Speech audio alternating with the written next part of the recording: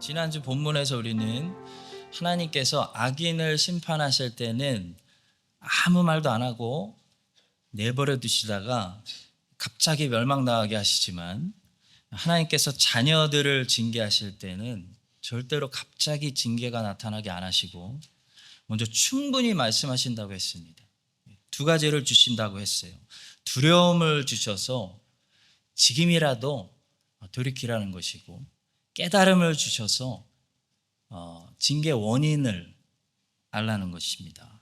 하나님은 솔로몬이 징계를 당하게 이제 허락하셨고, 그래서 앞으로 오는 우리 모든 세대들에게 이 기록된 하나님의 경고의 말씀을 이렇게 받게 하셨습니다. 오늘 본문은 하나님 말씀하신 대로 그 징계가 드디어 솔로몬 앞에 어떻게 역사적으로 펼쳐지는지 보여줍니다. 하나님의 징계는 솔로몬 앞에 세 사람들을 중심으로 일어납니다. 에돔 사람 하닷과 수리아의 왕 르손과 느밧의 아들 여로보암을 통해 나타납니다. 느밧의 아들 여로보암은 다음 주 이야기고, 오늘은 하닷과 르손을 통해 어떻게 드디어 이 하나님의 징계가 하나님의 자녀 솔로몬에게 시작되고 있는지 오늘 우리 교회에게 주시는 말씀 듣도록 하겠습니다. 첫 번째로 솔로몬을 향한 하나님의 징계는 이렇게 시작됩니다. 작은 것도 문제가 되게 하시는 모습으로 나타납니다. 매튜 헨리의 주석을 한번 들어보세요. 기가 막힙니다. 우리는 여기에서 솔로몬을 대적한 두 대적의 이야기를 보게 된다. 실상 그들은 하잘것없는 자들이었다. 만일 솔로몬이 먼저 하나님을 자신의 대적으로 만들지 않았다면 그들은 특별히 주목할 만한 아무 일도 하지 못했을 것이다.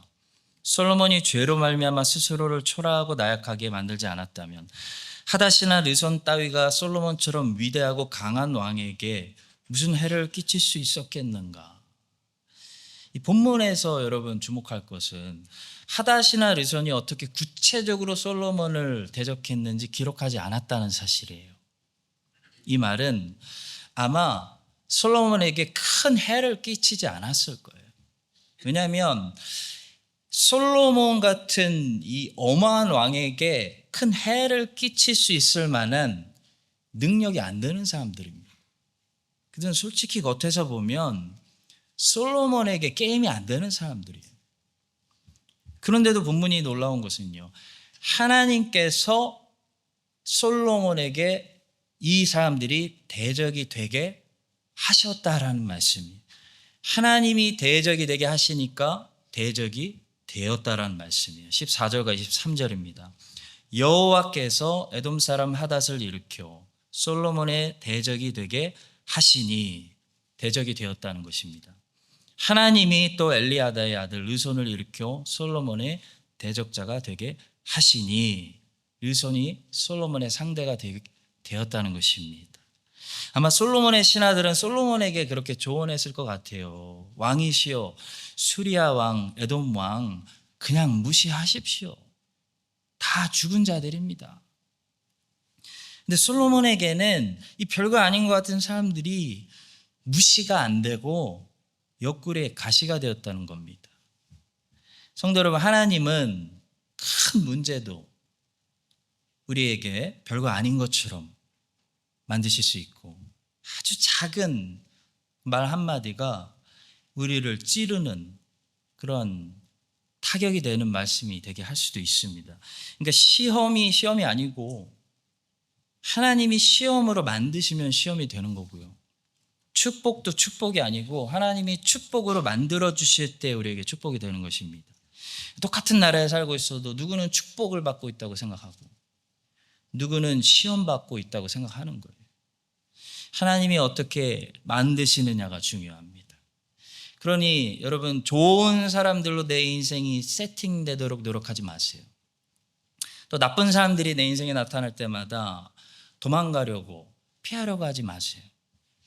하나님이 내 인생에 누구를 세팅시켜놔도 그 에서가, 그 라반이, 그 요압이, 그 엘리 제사장이 나에게 해를 끼치지 않게 나에게 하나님이 오히려 선하게 써주시는 도구가 될 수 있도록 하나님의 자녀는 그렇게 살아가야 되고 그런 하나님을 경험해야 되는 것입니다. 바울은 치명적인 병을 가지고 있었습니다. 잘 아시죠? 처음에는 그 질병이 가시로 느껴졌는데 나중에는 그 질병이 하나님이 주신 은혜, 내 자랑, 또 하나님의 능력이 나타나는 통로다. 그렇게 고백했습니다. 바울이 그렇게 고백할 수 있었던 것은 바울이 그 문제를 끈질기게 붙잡고 기도했기 때문이에요. 하나님이 가시가 너무 아픕니다 하고 끈질기게 기도했더니 어떻게 됐냐면 그 가시가 없어진 게 아니고 바울의 몸 상태가 변한 게 아니고 그 질병을 바라보는 바울의 해석이 바뀌었어요. 여러 계시를 받은 것이 지극히 크므로 너무 자만하지 않게 하시려고 내 육체의 가시 곧 사탄의 사자를 주셨으니 이는 나를 쳐서 너무 자만하지 않게 하려 하심이라. 이것이 내게서 떠나가게 하기 위하여 내가 3번 주께 간구하였더니 열심히 기도했다는 거죠. 나에게 이르시기를 내 은혜가 내게 족하도다.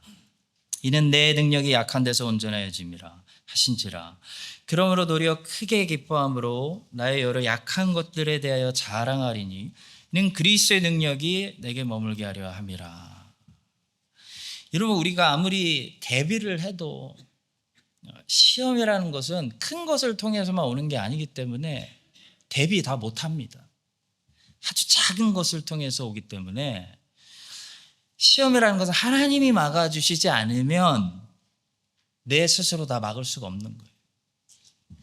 베드로가 예수님 부인하고 저주까지 하게 되는 완전히 넘어지는 시험을 당했어요. 근데 그 시험이 누구를 통해서 왔죠? 여종이었습니다. 대제사장이나 높은 사람들이 베드로를 무너뜨린 게 아니고 그날 밤에 새벽에 대제사장의 집에 문 지키는 여종의 한마디로 베드로를 시험 온 거예요. 문 지키는 여종이 베드로에게 말하되 너도 이 사람의 제자 중 하나가 아니냐? 그 한마디로 그가 말하되 나는 아니라 하면서 믿음이 시험당한 겁니다. 여러분, 베드로는 그날 밤에 예수님을 위해 로마 군병들하고도 같이 싸우려고 칼자루를 준비한 사람이에요. 근데 문 지키는 여종의 말 한마디에 시험 확 들어가지고 예수님을 부인하게 될 줄로, 아니 베드로가 알았겠습니까?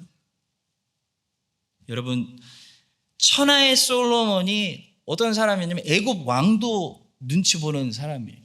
근데 천하의 솔로몬이 이 에돔 사람 하닷은 요압이 다윗의 시대 때 에돔을 완전히 쑥대밭으로 만들어 놨기 때문에 에돔에서 겨우 생존해서 애굽으로 도망갔던 사람입니다. 이렇게 별거 아닌 사람 때문에 천하의 솔로몬이 평생 시험 들고 괴로워하고 옆구리에 가시가 될 줄 알았겠어요? 성도 여러분, 하나님이 우리의 적이 되면 우리를 대적하실 수 있는 방법은 수천 개가 넘습니다. 우리가 아무리 스스로를 지키려고 해도요, 하나님이 지켜주셔야지, 하나님이 지켜주시지 않으면요 별 이상한 데서 문제가 터져요. 전혀 생각지도 못한 곳에서 시험이 와요. 더 황당한 것은 아주 연약한 것들도 우리가 이기지 못하게 되는 그런 힘 빠진 삼손이 되는 것입니다.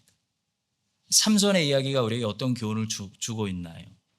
여러분, 무엇이라고 생각합니까? 무슨 교훈이죠?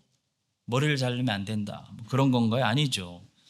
삼손의 힘은요, 머리에 있는 것이 아니고 삼손에게 있는 것이 아니고 여호와께 있었다는 것을 삼손이 끝에 가기 전까지 몰랐다는 거예요.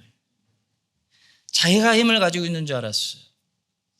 자기가 원할 때 힘을 쓸 수 있는 줄 알았어요. 그 삼손의 이야기가 우리에게 주는 교훈입니다. 그래서 삼손의 이야기를 들려줄 때 사사기는 어떻게 하냐면 그 중간중간마다 삼손이 사자 이길 때마다 삼손이 블레셋 사람들 낙타뼈로 이길 때마다 우리 독자들에게 무슨 사실을 계속 반복해서 들려주고 있냐면 하나님의 영이 그에게 임했다라는 말씀을 하는 거예요. 삼손이 레이의 이름에 블레셋 사람들이 그에게로 마주 나가며 소리 지를 때 여호와의 영이 삼손에게 갑자기 임하심에 힘이 생겨가지고 그의 팔 위에 밧줄이 불탄 삼과 같이 그의 결박되었던 손에서 떨어진지라. 삼손이 나귀의 새 턱뼈를 보고 손을 내밀어 집어들고 그것을 1000명을 죽이고. 그리고 사사기는 삼손이 나중에 힘쓰려고 해도 힘쓰지 못한 이유는 여호와께서 그를 떠나셨기 때문이라고 말씀합니다. 들릴라가 이르되 삼손이요 블레셋 사람이 당신에게 들이닥쳤느니라 하니 삼손이 잠을 깨며 이르기를 내가 전과 같이 나가서 몸을 떨치지라 하였으나 여호와께서 이미 자기를 떠나신 줄을 깨닫지 못하였더라. 삼손은 자기가 힘이 있는 사람인 줄 알았어요. 어릴 때부터. 아니었다는 겁니다. 여호와께서 힘 안 주시니까 힘이 없는 거예요. 혹시나 우리 독자들이 오해할까 봐 이 사사기 저자는 맨 마지막으로 한 번 더 이야기해요. 삼손의 입술에서 직접 나오는 고백을 통해 이야기해요.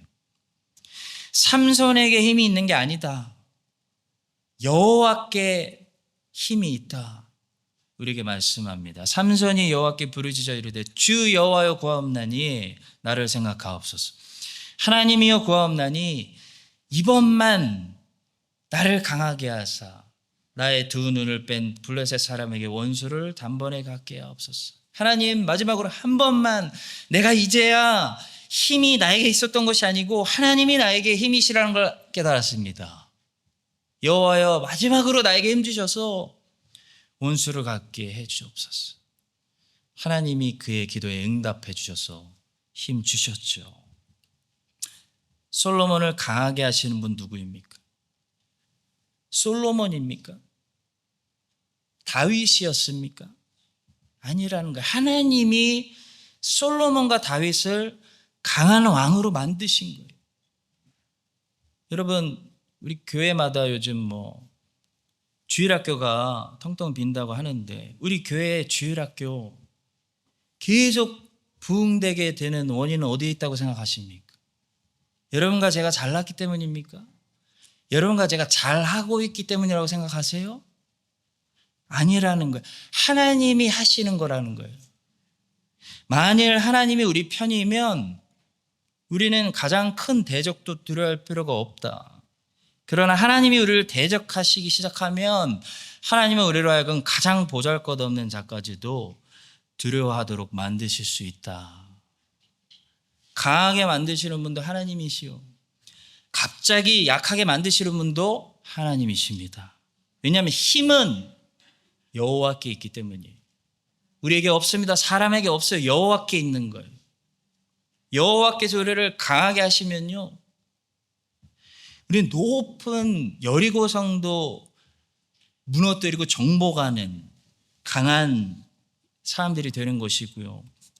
우리가 하나님께 죄를 지어서 여호와께서 우리를 대적하시면요 우리는 과거에 우리가 이런 일도 했었는데 그거 상관없이 작은 아이 성도 이기지 못하는 힘 빠진 머리 잘린 삼손이 되는 거예요.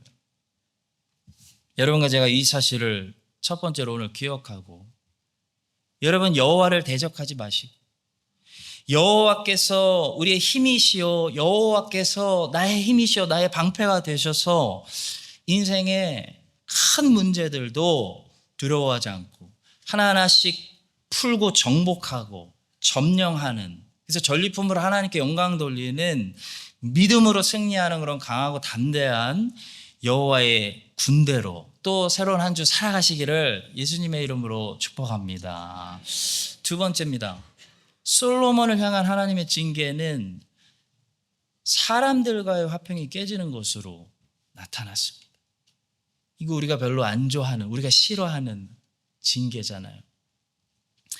여러분 모든 사람들이 다 나를 좋아하고 사랑할 수는 없습니다. 그러나 모든 사람들과 화평하게 지낼 수는 있습니다. 왜냐하면 하나님께서 나를 별로 좋아하지 않는 사람들, 내 원수들을 제한해 주시기 때문이에요. 막아주시기 때문이에요. 여러분, 야고보이 20년 동안 외삼촌 앞에 잘 보이려고 아무리 애써도요, 라반은 야곱을 끝까지 좋아하지 않았어요. 난 너 싫어. 그러나 야곱은 라반과 끝내 화친의 관계를 맺어요. 평화를 누려요. 왜냐하면 하나님이 야곱을 위해서 라반을 꿈으로 막아주셨기 때문이에요. 여러분, 이삭은 잘못한 것이 없었어요. 근데 블레셋 사람들은 그냥 우린 당신 싫어요. 그냥 싫어해요. 끝까지 이삭을 좋아하지 않았습니다. 그러나 하나님이 블레셋 사람들이 이삭을 해치지 못하도록 막아주셨기 때문에 이삭은 어떻게 됐냐면 결국 블레셋 사람들과 피스, 화친을 맺어요. 그래서 평화를 누렸습니다. 성도 여러분, 모든 사람들이 나를 좋아해 주고 사랑해 줄 수는 없어도 우리 모든 사람들과 화평하여 하나님 주시는 평화를 누릴 수가 있습니다. 왜냐하면 하나님이 원수라는 파도가 나에게 넘치지 않도록 막아주시고 제한해 주시는 하나님이시기 때문이에요.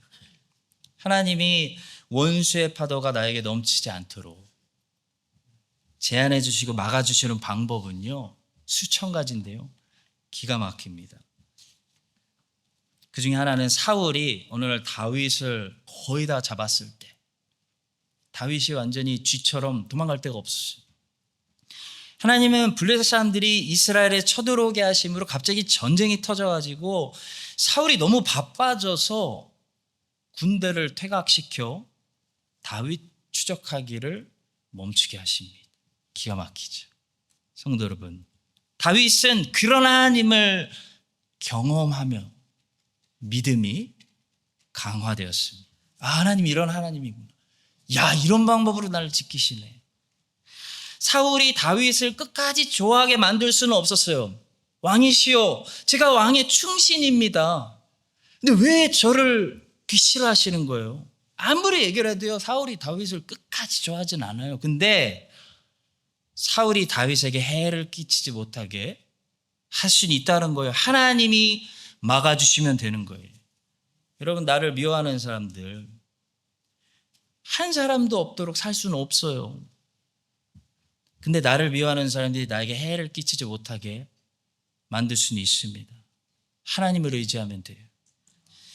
내가 하나님과 원수만 안 되면 돼요.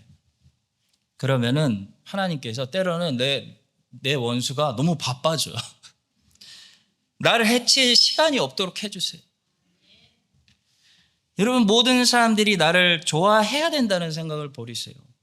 그렇지만 하나님을 의지하면 모든 사람들과 화평하며 평화를 누릴 수가 있습니다. 근데 만약에 하나님께서 우리의 대적이 되시면, 내가 하나님의 대적이 되어버리면 우리는 이 많은 사람들과 어떻게 되냐면 화평이 깨져버려요. 그래서 평화를 잃어버리게 되는 솔로몬의 모습을 우리가 보는 것입니다. 여러분, 본문에 나오는 하닷은 복수심을 품은 사람을 상징하고 있어요.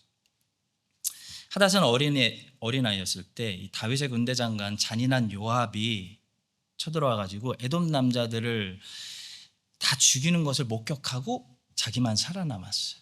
얼마나 상처가 크겠어요. 그래서 애굽으로 도망갔는데 다행히도 애굽 사람들이 이 에돔 왕의 핏줄이잖아요. 그러니까 받아줘가지고 이 애굽에서 왕실에서 자랐습니다. 그는 부족한 게 없었습니다. 그런데도 이 사람이 성장해서 뭐라고 얘기하냐면 다시 자기 나라로 돌아가겠대요. 애굽 왕이 놀랐습니다. 너 부족한 게 없는데 애굽이 훨씬 잘 사는데 왜 니네 나라로 돌아가려고 해? 그래도 돌아가겠대요. 왜 그랬을까요? 이유는 딱 하나입니다.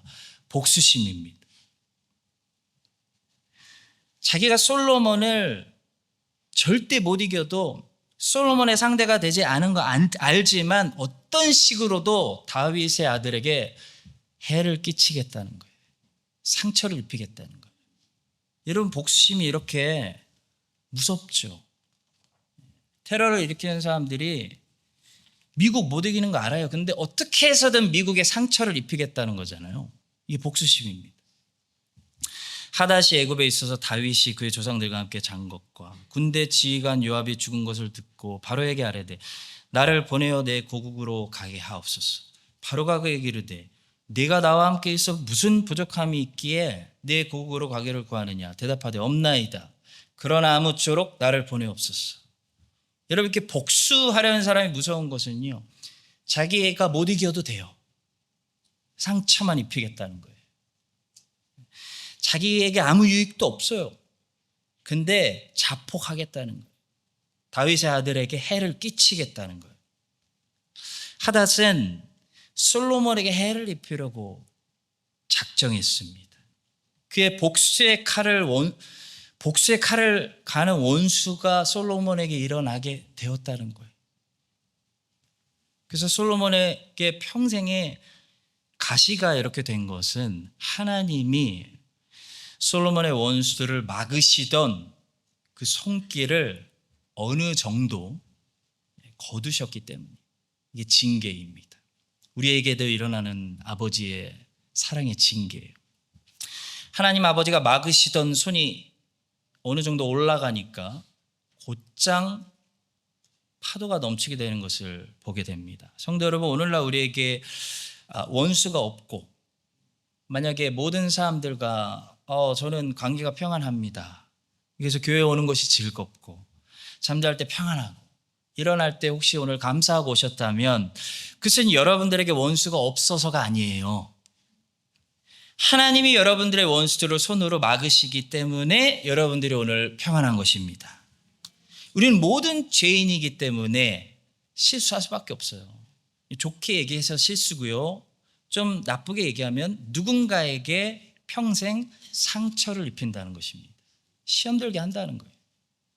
그러니까 죄인이 인생을 한 평생 다 살면요, 죄인에게 원수들이 세상에 많이 생긴다는 거죠.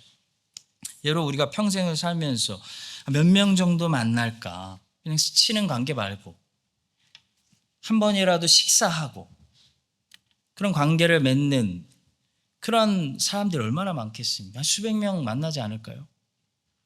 수백 명에게 내가 한 번이라도 상처 주지 않아서 수백 명이 모두 나를 사랑하고 나를 좋은 사람으로 기억하는 것이 여러분 가능하겠습니까? 죄인이? 불가능해요. 다윗도 참 하나님 마음에 합한 사람이었지만 다윗을 싫어하는 원수들이 참 많았어요. 블레셋 사람들도 그렇고 에돔 사람들도 그렇고 모압 사람들도 그렇고 유다 왕국 안에도 그렇고 시므이를 보면 알 수가 있어요. 베냐민 지파 사람들 평생 다윗의 야당이 돼가지고 다윗 넘어질 때만 기다리고 있어요. 다윗 시기하고. 그런데도 다윗은 시편에서 뭐라고 고백합니까? 평화를 누리고 있어요. 왜 다윗은 평화를 누리고 시편에서 찬송할 수 있습니까? 다윗에게 원수가 없어서가 아니에요. 다윗의 원수들이 다윗에게 넘쳐 흐르지 못하도록 다윗의 하나님 여호와께서 그 원수들을 제한하셨기 때문입니다. 하나님이 관계에 평화를 주시는 거예요. 하나님이 관계에 평화를 주시면 원수가 많아도 관계가 화평하기 때문에 우리는 평화를 누릴 수 있는 것입니다. 잠언 17장 1절은 화목하는 것이 우리 인생에 얼마나 중요한지, 돈보다 얼마나 더 가치가 있는지 우리에게 그 인생의 지혜, 진리를 가르쳐 주죠. 마른 떡 한 조각만 있고도 화목하는 것이 제육이 집에 가득하고도 다투는 것보다 나으니라. 여러분, 이게 인생의 지혜입니다. 잠언. 돈보다 많은 사람들하고 잘 지내고 화목하는 게 더 행복한 거구나. 이게 지혜예요. 여러분, 제육 좋아하시나요? 제육? 왜 웃으세요? 옛날에 청년부 때 매주 제육볶음이 나왔는데 너무 맛있었어요. 저 너무 좋아합니다. 근데 뭐라고 말씀하는 거냐면, 야, 너희들 냉동고에 한 달 동안 먹을 수 있는 제육볶음이 가득해도 청년들하고 관계가 꼬였어. 화목하지 않아요. 그러면은 청년부 오는 게 괴로운 거예요. 행복이 아니라 불행한 거예요. 제육볶음 나와도 불행한 거예요. 근데 청년부 왔는데 제육볶음 안 줘. 언제부턴가. 금식하래 자꾸. 금식을 해도 우리 사랑하는 청년들과 관계가 좋으면요, 목사는 행복한 거예요. 그 말씀을 지금 하는 거죠. 오카는 목사님은 이 구절이 세 가지 사실을 우리에게 가르친다고 이렇게 말씀하셨습니다. 첫째, 화목은 돈으로 살 수 없는 재산이다. 둘째, 다른 것을 희생해서라도 우리는 반드시 급하게 화목부터 사야 된다. 셋째, 화목이 없으면 다른 거 다 가져도 인간은 행복할 수 없다. 여러분, 화목은 돈으로 살 수 없다는 게 문제입니다. 제가 큰 돈을 들고 100불을 들고 뉴월드를 갔어요. I want to buy peace. 나를 욕하는 사람들이 하도 많아서 제가 좀 피스를 사고 싶습니다. 말해도 뉴월드는 1,000불 갖다 줘도 우리에게 화목을 팔잖아요. 여러분, 화목을 주실 수 있는 분은 하나님밖에 없습니다. 화목은 하나님만 주실 수 있는 선물입니다. 그리고 화목은 반드시 다른 것을 희생해서라도 화목부터 급하게 사셔야 돼요. 그 지혜예요. 왜냐하면 화목하지 않으면요, 잠을 잘 수가 없고 건강이 나빠지고, 그거보다 더 심각한 문제는 화목이 깨지면요, 어떻게 되냐면 예배와 기도가 막히기 시작하기 때문이에요. 예배는 우리 하나님의 자녀들에게 말씀과 은혜를 공급해 주는 뭡니까? 생명줄인데, 이 예배를 끊어지게 하는 것이 유일하게 있다면, 예배가 막히게 하는 것이 있다면 사람들과의 관계 속에서 화목이 깨지는 거예요. 목사님, 예배 너무 좋은데요, 그분 계셔서 안 나올 거예요. 진짜 그렇게 돼요. 그분과 관계 깨지면요, 예배 못 나와요. 예배가 막히는 거예요. 성경은 이렇게 말씀합니다. 하나님이 아시기 때문에 이렇게 말씀하는 거죠. 그러므로 예물을 제단에 드리려다가 거기서 내 형제에게 원망 들을 만한 일이 있는 것이 생각나거든 예물을 제단 앞에 두고 먼저 가서 형제와 화목하고 그 후에 와서 예물을 드리라. 베드로는 결혼한 사람이었거든요. 베드로는 부부싸움 하면 기도할 수 없다는 놀라운 진리를 발견한 사람입니다. 이렇게 말씀해요. 남편들아, 이와 같이 지식을 따라 너희 아내와 동거하고 그를 더 연약한 그릇이요 또 생명의 은혜를 함께 이어받을 자로 알아 귀히 여기라. 이는 너희가 기도가 막히지 아니하게 하려 합니다. 여러분, 왜 우리 남편들이 빨리 사과해야 되는지 아세요? 기도해야 되기 때문이에요. 아내하고 싸우면 기도가 막히기 때문이에요. 그러니 우리는 반드시 다른 것을 희생해서라도 화목해야 됩니다. 성도 여러분, 인생이 불행한 것은 소유가 부족하기 때문이 아닙니다. 화목이 깨졌기 때문입니다. 하나님이 오늘 우리 모두에게 이 화목의 선물을 주시기를 주 예수님의 이름으로 축복합니다. 하나님을 떠난 솔로몬, 화목이 깨졌어요. 솔로몬 죽이려고 하는, 복수하려고 하는 원수들이 막 한두 명씩 일어나요. 자, 그때 솔로몬은 하나님께 돌아가자 했을까요? 아니에요. 솔로몬은 점점 어떤 사람으로 변했냐면 자기 무력으로, 자기 파워로 원수들을 제압하려고 하는 더 권위적인 왕으로 변했습니다. 성도 여러분, 하나님이 우리의 죄를 징계하시기 위해서 화목을 일부분 깨뜨려 버리셨을 때 하나님 말씀 듣고 하나님께 회개하며 하나님 다시 화평 주세요 이렇게 해야 되는데요, 자기 힘으로 감히 나를 욕해? 원수를 제압하려고 하면 어떻게 될까요? 우린 그때부터 무엇에 집착하게 될까요? 파워에 집착하게 되고 권력에 집착하게 되어 또 권위적인 사람이 되고 마는 거예요. 솔로몬은 어느새 권력을 남용하는 권위주의에 빠져가지고 자기 부하였거든요. 여로보암이 폭력을 휘두르는 왕이 되고 말았습니다. 이러므로 솔로몬이 여로보암을 죽이려 하며 죽여 명령 내린 거예요. 여로보암이 일어나 애굽으로 도망하여 애굽 왕 시삭에게 이르러 솔로몬이 죽기까지 애굽에 있느니라. 그러니까 솔로몬이 부하가 다른 왕에게 간 거죠. 솔로몬의 아들도 마찬가지입니다. 백성들이 르호보암에게 찾아와서 자기들의 무거운 멍에를 좀 가볍게 해달라고 부탁했을 때 르호보암 왕은 어떤 모습을 보였습니까? 더 권위적인 왕의 모습을 보이죠. 왕이 포악한 말로 백성에게 대답할세 노인의 자문을 버리고 어린 사람들의 자문을 따라 그들에게 말하여 이르되 내 아버지는 너희의 멍에를 무겁게 하였으나 나는 너희의 멍에를 더욱 무겁게 할지라. 내 아버지는 채찍으로 너희를 징계하였으나 나는 정갈 채찍으로 너희를 징치하리라. C.S. 루이스는 새벽 출정 후의 항해라는 책에서 유스터스 스크럽이라는 소년 캐릭터를 통해 이 권력 욕을 집착하고 가지고 있는 인간이 어릴 때부터 어떤 죄를 짓는지 아주 잘 보여주었습니다. 이런 죄를 진다고 해요. 남을 놀리고 동물을 괴롭히고 고자질하고 권위 있는 어른에게는 알랑거리는 식. 너무 잘 표현했어요. 쉽게 정리하면 이겁니다.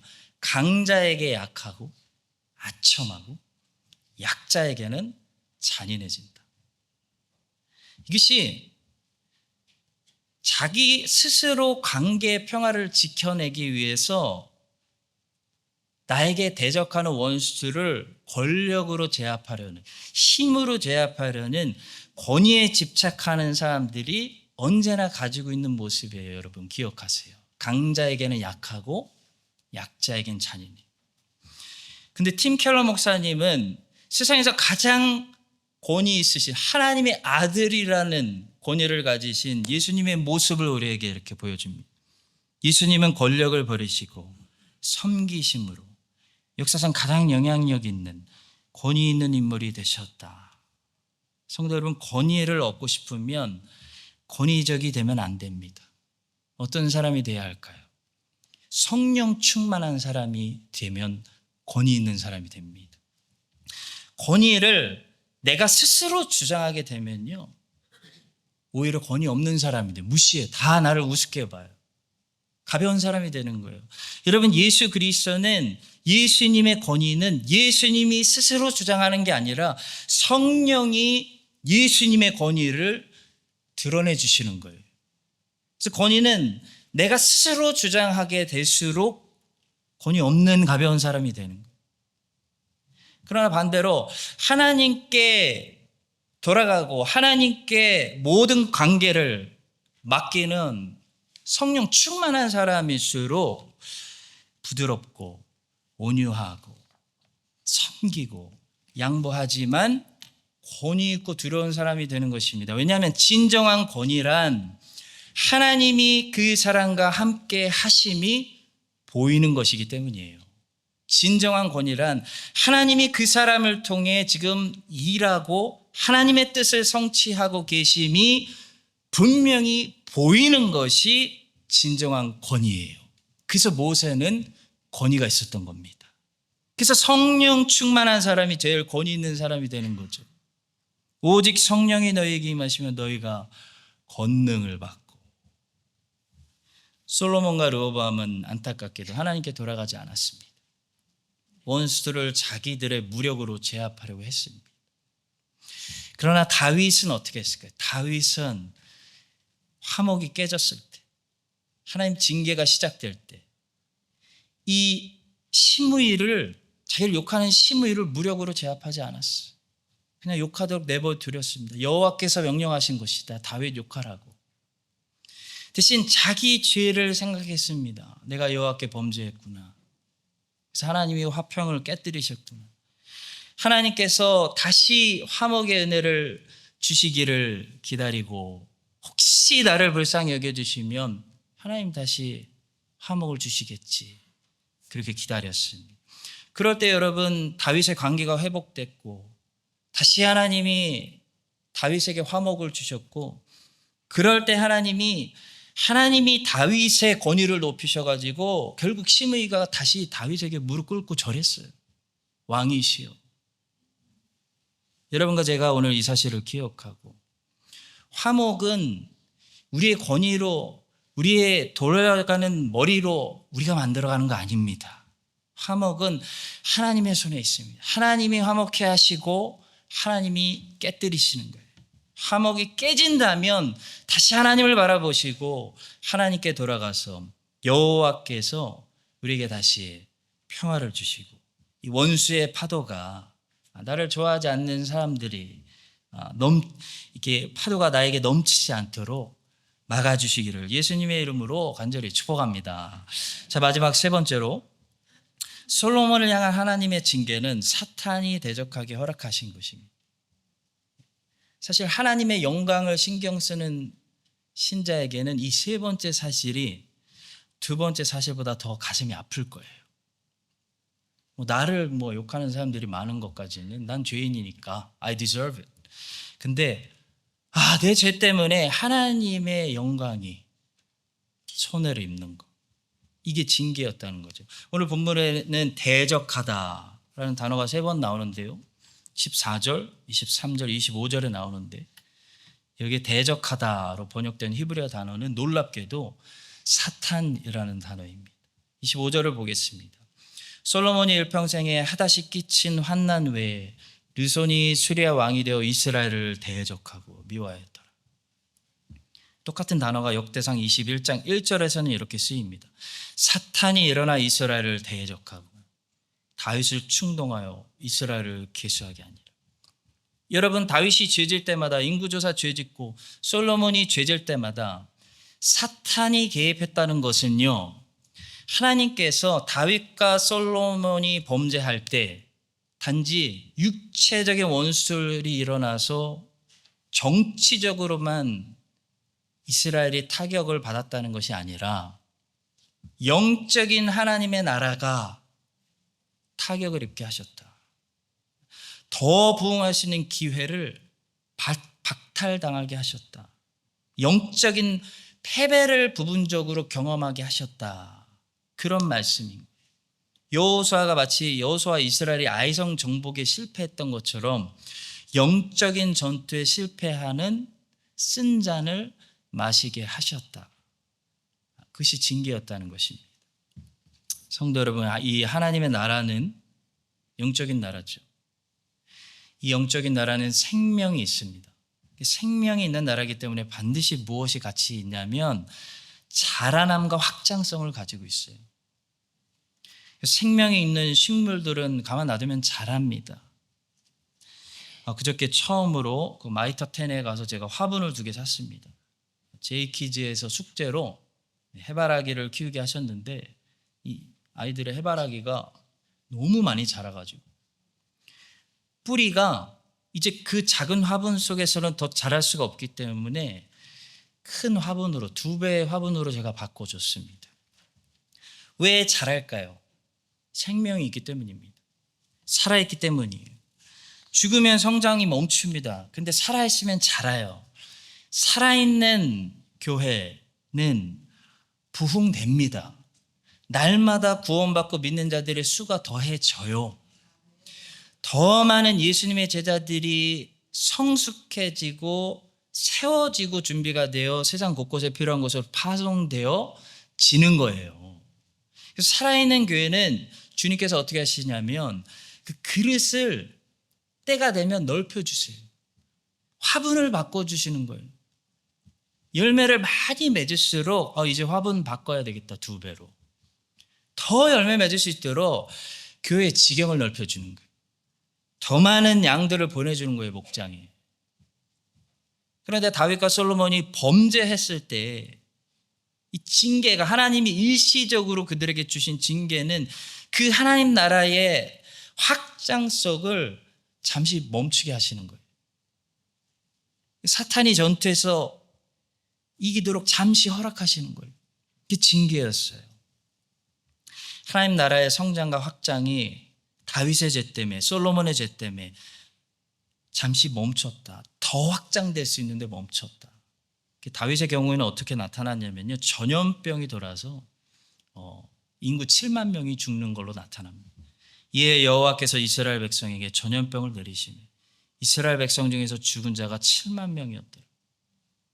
솔로몬의 경우는 이 징계가 어떤 모습으로 나타났냐면 좀 심각해요. 10지파가 솔로몬에서 이 언약, 은혜 언약, 복음에서 떨어져 나가는 엄청난 타격으로 나타나죠. 여로보암에게 이르되 너는 10조각을 가지라. 이스라엘 하나님 여호와의 말씀이 내가 이 나라를 솔로몬의 손에서 찢어 빼앗아 10지파를 내게 주. 오직 내 종 다윗을 위하고 이스라엘 모든 지파 중에서 택한 성읍 예루살렘을 위하여 한 지파를 솔로몬에게 주니 겨우 한 지파만 남았어. 그 정도로 솔로몬의 죄가 컸다는 거예요. 성도 여러분, 하나님은 우리 교회를 통해 우리가 생각하는 것보다 많은 영혼들에게 생명을 주시고 복음을 주시는 이 하나님 나라를 엄청나게 확장시키는 꿈을 아무리 봐도 가지고 계신 것 같아요. 근데 그 하나님 나라의 확장성, 그 부흥을 자꾸 잠시 가로막는 것은 여러분과 저의 불신앙과 불순종입니다. 욥이 자기를 계속 대적하는 사탄의 시험을 끝까지 인내하면서 참았잖아요. 끝까지 인내하면서 참았을 때 하나님께서 욥에게 주신 결과는 더 넓은 화분으로 바꿔주시는 거였어요. 욥의 그릇을 넓혀주시는 거였어요. 그래서 욥이 사탄의 모든 시험들을 다 참고 믿음을 지키고 승리했을 때 하나님은 욥이 잃어버린 것들보다 처음의 것들보다 갑절로 주시는 그런 더 넓은 그릇, 화분을 주셨습니다. 욥이 그의 친구들을 위하여 기도할 때 여호와께서 욥의 공경을 돌이키시고 여호와께서 욥에게 이전 모든 소유보다 갑절이나 주신지라. 여호와께서 욥의 말년에 욥에게 처음보다 더 복을 주시니 그가 양 14,000과 낙타 6,000과 소 1,000겨레와 암나귀 1,000을 두었고 또 아들 7과 딸 3을 두었으며. 욥의 그릇이 넓어진 겁니다. 사탄 마귀의 시험을 믿음으로 싸우고 믿음으로 이겼더니 화분이 커진 거예요. 더 감당할 수 있는 사람이 된 거예요. 근데 왜 자녀들은 갑절로 주시지 않았을까? 욥은 처음에도 아들 7명, 딸 3이었거든요. 누가 질문했습니다. 아니 재산은 불어났는데 자녀들의 수는 불어나지 않았습니다. 욥은 원래 10명이 있었는데 다 죽었고 하나님이 다시 자녀들을 주실 때는 20명이 아니라 예전과 같이 10명만 주셨습니다. 그 질문에 대해서 누군지 기억이 안 나는데 그런 말을 해줬던 것을 잊을 수가 없습니다. 욥의 재산은 천국에 없기 때문에 이 땅에서 갑절로 주셨지만 욥이 먼저 잃어버린 자녀들은 천국에 있기 때문에 이 땅에서 새로운 자녀들을 10명만 주셨다. 그러니까 결국 욥은 자녀들도 갑절로 받은 것이다. 욥기는 믿음을 지켰습니다. 그러면서 모든 시험을 참고 믿음으로 승리한 자의 마지막 모습을 이렇게 말씀합니다. 그 후에 욥이 140년을 살며 아들과 손자 4대를 보았고 욥이 늙어 나이가 차서 죽었더라. 욥의 엄청나게 커진 4대의 자녀들까지 감당하고 신앙교육할 수 있는 넓어진 그릇, 하나님이 화분을 바꿔주셨다는 것. 사랑하는 성도 여러분, 우리의 지경을 하나님은 넓히시기 원하고 우리를 온 아시아와 온 세상을 품는 큰 나무로 키우기 원하시는 하나님을 계속 의지하시고 여러분과 저도 욥처럼 끝까지 이 마귀의 모든 시험들을 인내하여 믿음으로 승리하여 하나님 나라의 큰 확장을 우리 눈으로 보는 그런 크라이스트 한인 장로교회 되시기를 예수님의 이름으로 간절히 축복합니다. 하나님 아버지, 다윗과 솔로몬이 죄를 지었을 때 그 징계로 사탄이 하나님 나라의 성장을 잠시 멈추게 하고 사람들과의 관계의 평화가 다 깨지게 하시고 아주 작은 것들도 천하의 왕 솔로몬에게 가시가 되게 하시는 하나님을 오늘 묵상했습니다. 하나님 이 징계의 모습을 저희들 잘 기억하겠습니다. 그리고 하나님을 두려워하며 죄를 멀리하게 하시고 하나님 나라가 주의 백성들 통해 계속 확장되게 하시며 우리의 원수들을 막아주셔서 사람들과의 관계가 다 화목하게 하시고 큰 문제들조차도 우리 옆구리에 가시와 괴로움이 되지 않도록 주의 백성들 안에 강하고 담대한 세상을 이긴 믿음을 선물로 주시옵소서. 감사하며 예수님의 이름으로 기도합니다.